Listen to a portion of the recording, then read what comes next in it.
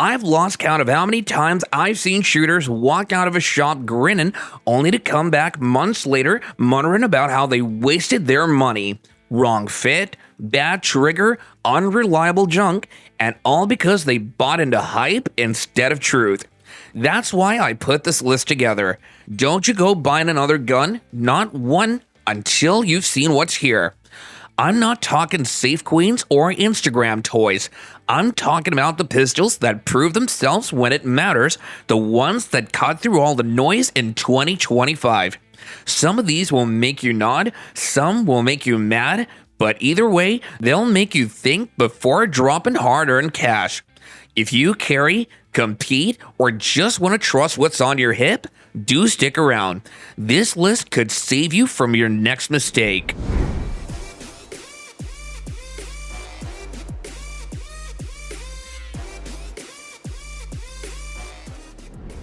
The P10C is that pistol everybody forgets until someone pulls one out the range. Then the debate fires up quick. First thing folks do is drag it next to a Glock 19, and truth be told, CZ's trigger breaks cleaner, the grip angle feels more natural, and it points like it's glued to your hand. But Glock is still on more belts because it's the name everyone trusts, and that's the fight. Then you've got the Sig crowd weighing in, swearing the P320 Compact's modular frame is the future. CZ fans just grin and say, future don't matter if your past recalls keep haunting you. The P10C doesn't have the same drama. It's steady, boring, and that's the point. The next jab always comes down to parts. Glock and Sig got aftermarket catalogs thicker than phone books. With the P10C, you're lucky if the shop even stocks a holster for it. Fans flip that around. Why change what already works? That's why this pistol stirs a conversation. It's not flashy, it ain't trendy, but every time it shows up, somebody walks away shaking their head, wondering why it ain't talked about more. Mention Springfield at the shop counter, and half the room still groans about the old XT line. Folks carry that stigma like it's carved in stone, and the Echelon took the brunt of it. When it launched, I heard guys snickering, another plastic 9, they'll be gone in a year. To them, it was already dead on arrival. But the funny part is, the Echelon didn't vanish. You see it popping up on belts, you see it showing up at ranges, and the comparisons roll in fast. Glock 17 loyalists laugh and say, why bother? The 17's still king. Sig guys throw the P320 on the table, bragging about modular frames and aftermarket support. Springfield fans fire back that the Echelon shoots just as flat, points just as natural, and runs without the baggage. I remember a buddy, 20 years carrying a Glock, tried one just to roast it. First mag, he's still John. Second mag, the group's tighten, and by the third, he's quiet, just nodding at the target. Now don't mistake it, the Echelon ain't topping Glock or Sig, but the surprise is simple, it's stuck. Folks who wanted to bury it had to admit it earned a spot in the conversation. Ask around about German pistols and you'll hear the same jab every time. That price tag ain't for the steel, it's for the logo. Folks call it the HK tax, swearing you're paying double just for the roll mark, and yet this striker-fired entry refuses to leave the fight. The shadow it leaves under ain't small. On one side, you've got the Glock 17, cheaper, blockier, but sitting on more belts than any other pistol alive. On the other side, the old USP, a pistol so tough, folks still brag it ran dirty, wet, and downright abused for decades. Critics say this newer HK never earned that reputation, just riding the coattails of the past. But the story plays out different on the line. I saw a deputy swap his Glock for this pistol and get roasted before he'd even draw it. By the third mag, the ribbon stopped. Grips tightened, jaws shut, and the price argument didn't land quite the same. That's why the VP9 keeps coming up in 2025. It don't win every wallet, but it sure as hell wins arguments. I still remember the first time I shot the 43X MOS. One buddy tossed it my way with a grin and said, "Careful, it's just a Glock 19 that skipped lunch."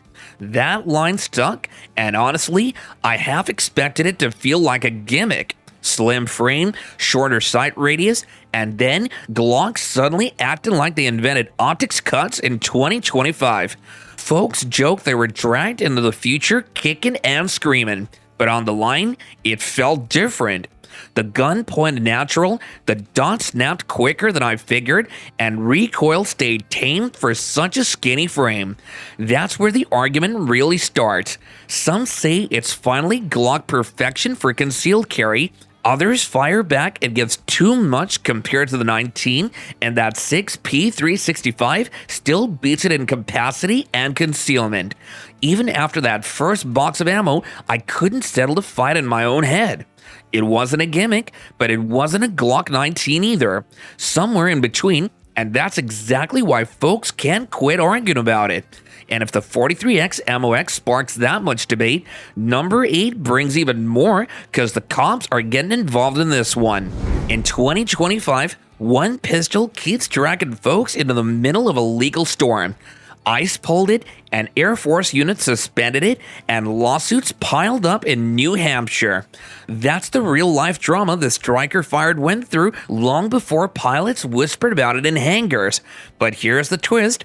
I've carried the P320 for years, and mine's never flinched. No weird drops, no phantom shots, just dependable wallop round after round. Now, I'm leaned on by folks who saw headlines and say, "Are you crazy? You're gonna sell it and move on, right?" That's the heart of the debate.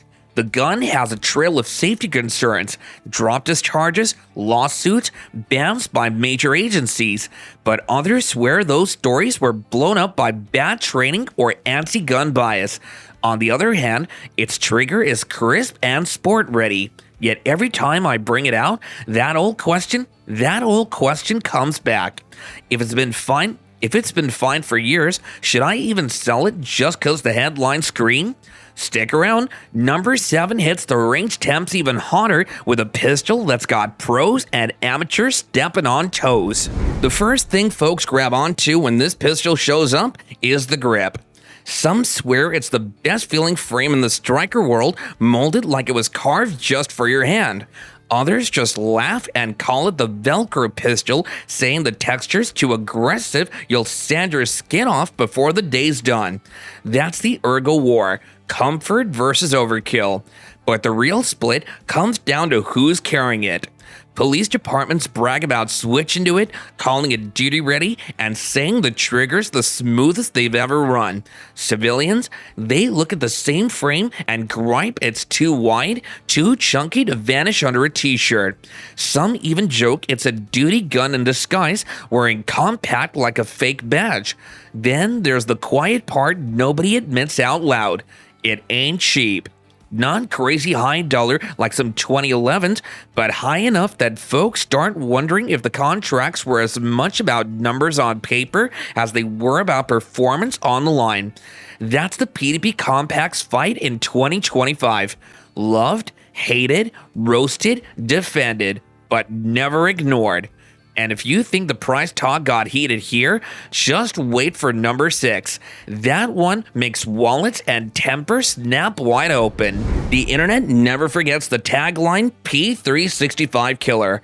That's how Springfield rolled this pistol out, and that's why it still drags conspiracy talk everywhere it goes. Was it truly designed to beat Sig at their own game? Or was it just clever marketing to grab a slice of the Micro 9 pie? I've seen that fight spill out in real life. One guy at the range bragged his Hellcat Pro stacked shots flatter than any Sig he's ever tried. Another leaned on the bench and laughed, "Congrats, you bought a Springfield clone of my XL." They went box for box, each swearing theirs was smoother, easier to shoot, better balanced. Truth is, both had groups good enough to win the argument, depending on who you were rooting for. And here's where it gets stickier. The price ain't bargain bin, but it usually runs just low enough under a Sig to make folks second guess. Are you saving money on a smarter pistol, or are you just buying the knockoff badge? That's the Hellcat Pro's curse. For every fan who's saying it's the evolution of concealed carry, there's a Sig loyalist calling in a copycat. And if that back and forth sounds loud, just wait for number 5. A pistol that surprised even me the first time I ran it. G3C always tracks the same conspiracy behind it. Taurus didn't fix nothing, they just priced it so low folks couldn't resist. And sure enough, that's the only reason it sits on so many shelves. It undercut Ruger's Security 9, slid cheaper than Glock's 43X, and dared folks to say no. That bargain tag is what keeps it alive and what fuels whispers that corners had to be cut. My own story? First trip out, it jammed. Not a hiccup, not a picky magazine kind of thing, just flat out failure. I stood there muttering, "Little piece of shit," and I ain't taken those words back since. Funny thing is, it's run cleaner since then, but the trust never came back. I keep it in my showcase as the most unreliable bullshit pistol I own, not because it earned respect, but because it earned infamy. And when you stack it against its rivals, the cracks show. Ruger's Security 9 may not win beauty contests, but mine's run steadier. Glock's 43X costs more, but you don't question whether it'll light up every time. The G3C, it's a gamble. That's why the debates never stop. And if this budget fighter feels messy, number 4 steps into guns where legacy, not price tag, sparks the fire. For decades, this pistol's been the yardstick. Doesn't matter what new model comes out, somebody always says, "Yeah, but how does it stack against the 19? That's the legacy. Love it or hate it, this compact Glock built a playbook every other carry gun still trying to follow. But legacy comes with baggage. New shooters say it's outdated, just a plastic brick living off its name. Veterans fire back that no pistol's proved itself longer across cops, civilians, and militaries around the world. I've seen folks trade in shiny Micro 9s only to crawl back when they miss the balance of a 19. And I've seen cops roll their eyes at every so-called Glock killer muttering, "Heard that one since the Clinton years." Debates spin up fast. Against the Sig P320, it's trust and consistency versus modular hype. Against the CZP 10C, it's aftermarket empire versus ergonomics. Against Walther's PDP, it's history versus trigger feel, and still, the Glock holds ground. That's the Gen 5 in 2025. Not perfect, not fancy, but the throne every rival's still swinging at. Now the whispers are back. Gen 6 rumors floating around. Makes you wonder, do you wait it out or stick with the Gen 5 that's already carried the weight of a king? Either way, if you think Glock fights are loud, number 3 cranks the noise up even higher. I recall clear as day. First time I saw one of these things pulled out at the range. Fella laid it down, and everyone leaned in like he'd set an alien blaster on the bench. Some folks whispered about armor-piercing rounds, others just chuckled, "Hell, that's nothing but a dressed-up 22. Truth is, this pistol always carried more myth than metal. Legacy runs deep on it. Built around that 5.7 by 28 cartridge, rumors followed it everywhere. Folks said it was meant to punch through armor, that civilians were never supposed to touch it. Some even reckon effing kept the ammo priced high on purpose, keeping the crowd small, making it feel like a secret club. Whether that's true or not, it sure kept tongues wagging. On the line, I'll admit, it shoots flatter than near anything I've handled. Light recoil, big magazines, easy pointing, but that's where the debate begins. Some say it's worth every dime, call it the future of handguns. Others snarl it's just a $1,000 toy, and them boxes of ammo cost more than a steak dinner in town. That's the 5.7's curse. Revered, ridiculed, but never ignored. And if you think that's a noisy fight, just wait for number 2, A pistol that stirred real-world contracts and louder arguments than this base gun ever could. When Colt announced the Python's return in 2020, half the gun world cheered and the other half grumbled they were just cashing in on nostalgia. Folks called it a money grab, a shortcut to squeeze collectors dry. Others swore the re-release was tighter, smoother, and built with modern machining that outdid the old Craftsman. That's the conspiracy. Did Colt honor the legend or milk it for all it's worth? I saw the clash play out at the range. Old-timer brought his 70s Python, de-blued and worn at the edges, then laid it right next to a brand new stainless model. Before a shot was fired, arguments started. This one's art, that one's a copy. After a few cylinders, some folks admitted the new one shot flatter. Others just shook their heads, said no matter how well it ran, it would never feel the same. Price don't help either. Not absurd like a boutique 2011, but high enough that younger shooters laugh. Why spend that when I could buy 2 modern carry pistols? And still, they can't look away when someone sets one down. That's the Colt Python today. Revered, mocked, but never ignored. Funny thing about guns, it ain't always the shiny ones with the fat price tags that keep folks safe. Sometimes it's the plain workhorse sitting quiet in the corner. That's the Ruger Security 9 for you.